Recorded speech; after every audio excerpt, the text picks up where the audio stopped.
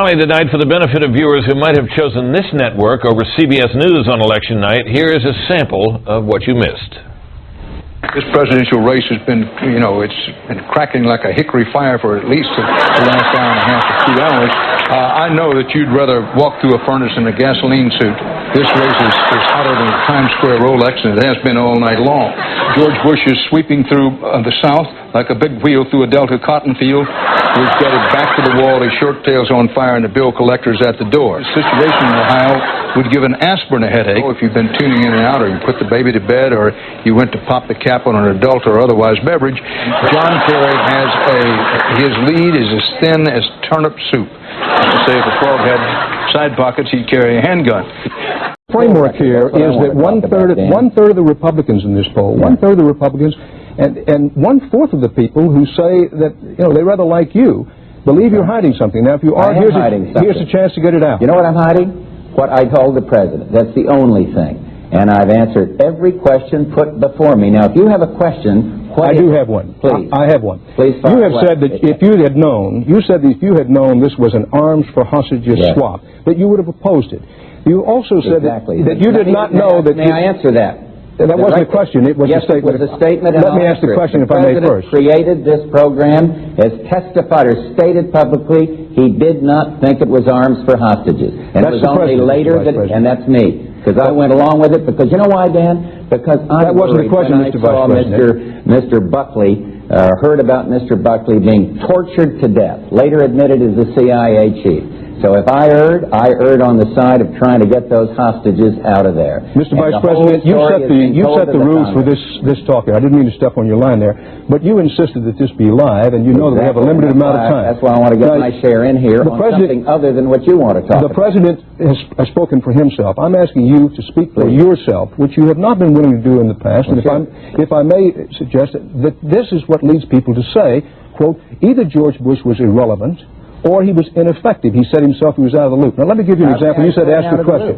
May I explain out of the loop? No operational role. Go ahead. Now, you've said that if you'd known it was an arms for hostages swap, you would have opposed it. You said the first you knew it was an arms for hostages swap was in December of 1986. When the whole thing became briefed to me by Senator Durenberger. Exactly. And the proximity of arms to hostages much closer. But, Mr. Vice President, you went to Israel in July of 1986, and a member of your own staff, Mr. Craig Fuller, has verified, and so did the only other man there, Mr. Nir, Mr. Emeron Nir, who's the Israelis' top anti-terrorist man. Yes. Those two men were in a meeting with you, and Mr. Nir not once but three times underscored with you that this was a straight-out arms for hostages swap. What they were doing. Now, how do you reconcile what they were doing? How can you reconcile that you were there, Mr. Nir, underscored 3 separate occasions that it was an arms for hostages swap, and told you were dealing with the most radical elements in Iran? You were dealing straight away with the Ayatollah Khomeini. We told what they were doing and not what we were doing, and that's the big difference. And Dan, I expressed my concerns and reservations about that. That has been testified to under oath by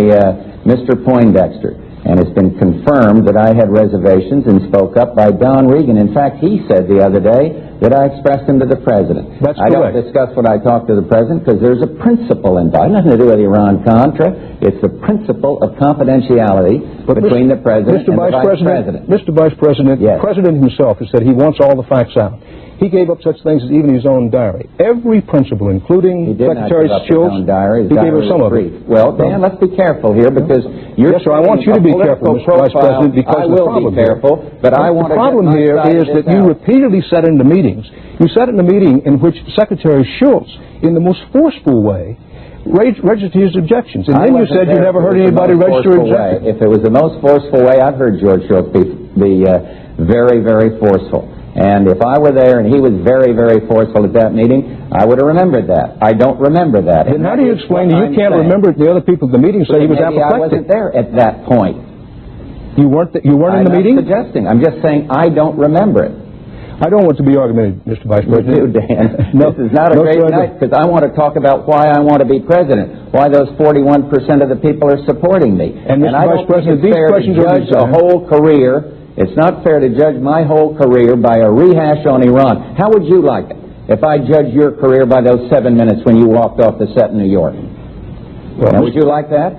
Mr. I have respect for you, but I don't have respect for what you're doing here tonight. Mr. Vice President, I think you'll agree that your qualification for president and what kind of leadership you would bring to the country, what kind of government you'd have, what kind of people you'd have around him is much more important than what you just referred to. I'd be happy to... I want to be judged on the whole record. Well, and you're not and I'm giving me trying an to set the record opportunity. straight. You Mr. invited Vice me to President. come here to talk about, I thought, the whole record. I want you to talk about the record. You sat in a meeting with George Shultz. Yes, He got I'm giving you an apoplectic answer. when he found out that He you didn't get and the apoplectic. president were being Ask party of John sending Regan. missiles to the Ayatollah of Iran.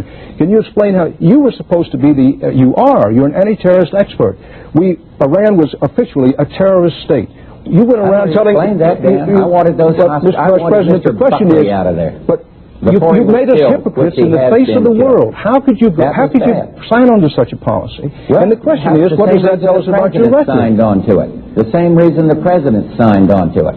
When a CIA agent is being tortured to death, maybe you err on the side of a human life. But everybody's admitted mistakes. I've admitted mistakes. And you want to dwell on them. And I want to talk about the values we believe in and the experience and the integrity that goes with all of this. And what I'm going to do about education. And there's nothing new here. I thought this was a news program. Well, I had hoped, Mr. Vice President, you would tell us to whom you expressed your reservations. Yes, I did. When you expressed them, and what the reservations were. Under oath. What were the reservations? Reservation about getting the control of an operation in the hands of a foreign power. Don Regan stated the other day, and I never heard a word of it on CBS, that the Vice President, in the presence of the President, spoke up about his concern about the whole cover of an operation being blown and secret in people that you're dealing with, putting their lives in jeopardy. And you weren't concerned about sending missiles to the Ayatollah Khomeini? Every covert action. The President has explained that. The committee looked at that. And so there's nothing new on this. Mr. Vice President, I appreciate you joining us tonight. I appreciate the straightforward way in which you engaged in this exchange. There are clearly some unanswered questions. Are you willing to go to a news conference before the Iowa caucuses, answer questions from all comers? Since March. I gather that the answer is no. Thank you very much for being with us, Mr. Vice President. We'll be back with more news in a moment.